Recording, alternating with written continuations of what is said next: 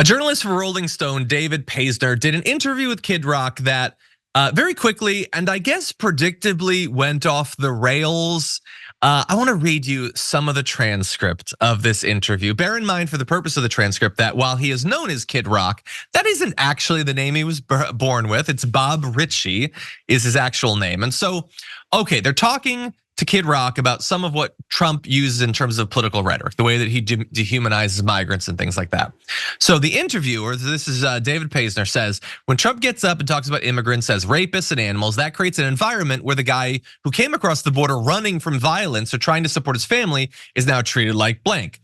To which Kid Rock says, so with that thinking, you'd say gangsta rap is contributing to all these young black men shooting each other and going to jail.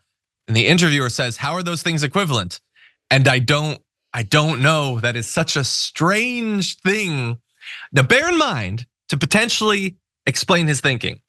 They're drinking throughout this. The interviewer a little and Kid Rock about as much as you'd expect. He's drinking and drinking as the interview goes on for literally hours. That is not an excuse for the insane things he says, but it might help to explain it a little bit. So at one point, the interviewer writes in Rolling Stone, I've long since quit drinking, but Ritchie has exchanged his white wine for Jim Beam and Diet Coke. He proceeds to drain at least 3 or 4 of them in pretty quick succession. He's sitting in a dark leather chair shouting at me about something or other when he reaches behind the seat, pulls out a black handgun and waves it around to make some sort of point.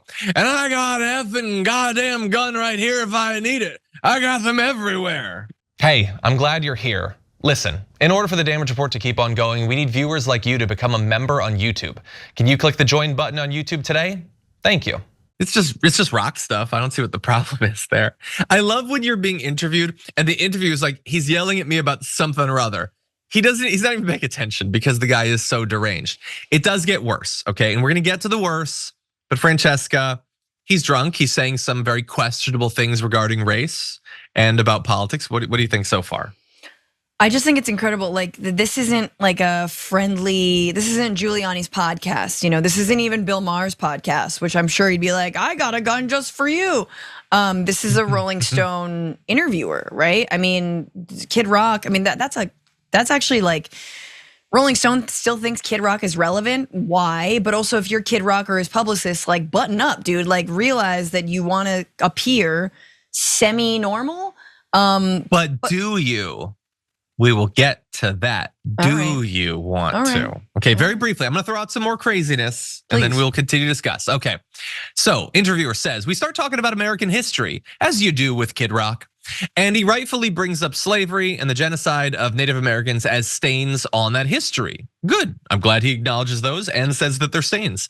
I ask him if he worries that in the modern day, he might be on the wrong side of history. To which he says, no, it was the Republicans that freed the effing slaves. Yes, but the Republicans were the progressive party back then, which is totally true and pointless to point out. They don't understand how history works or how realignments work. And so Kid Rock says, I know where you're going with this and I'll tell you why I don't. Because Trick, the hardest hitting N-word in Detroit, except he didn't say N-word, was like, dog, you had that S right. We need Trump. I'll call him right effing now. He dials his phone, but Christian Mathis, the pioneering underground Detroit rapper who goes by Trick, doesn't pick up. Richie turns back to me. I'm telling you, these dogs are calling me like, yo, N-word, except he doesn't say N-word. You had that one right. And to be clear, although it would be bad enough, this is not the only times that he drops the N-word during the interview, according to the interviewer. It'd be easy to label this as the rantings of a drunk racist, but as with everything that Richie does, it's hard to know how calculated it all is. Is he just trying to get a reaction? Is he begging to be pilloried when the story comes out so he can launch into a very public tirade against cancel culture? Is this all just a play for more attention? Would any of that make it less SC? And so I think those are good considerations. It is possible that it's just to draw attention. I don't know, it kind of feels like once he does it to draw attention, it still should be pointed out that one of their most popular celebrities is shouting the N-word at interviewers from Rolling Stone. So what do you think about that theory? How hard was the R? I think we need to know that. Like how is he, you know what I'm saying? Like, the Rolling Stone wrote the R.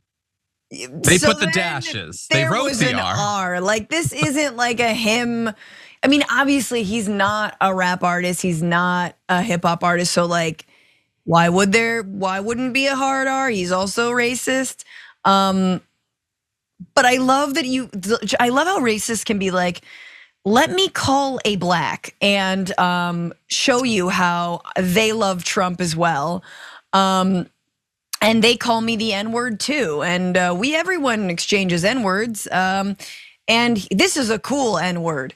I don't know. I don't know what he's trying to do, John. All I know is like that he won't face any consequences. Cause like, no, who's left to face consequences? If this were anyone but Kid Rock, the right would be the first ones to be like, oh, he used the N-word, because they love to hold anyone who isn't themselves up to standards that they also don't believe in, like not saying the N-word, and then getting that person effectively canceled, although they don't call it canceled.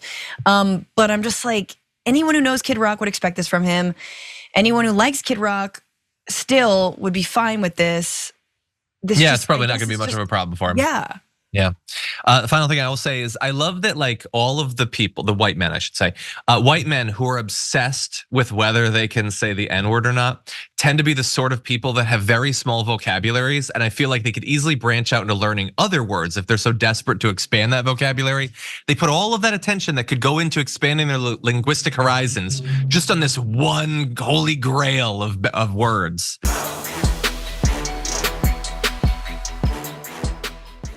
When you click the join button and become a tier 2 member, you get access to all of our weekly top 10 lists. What are you waiting for?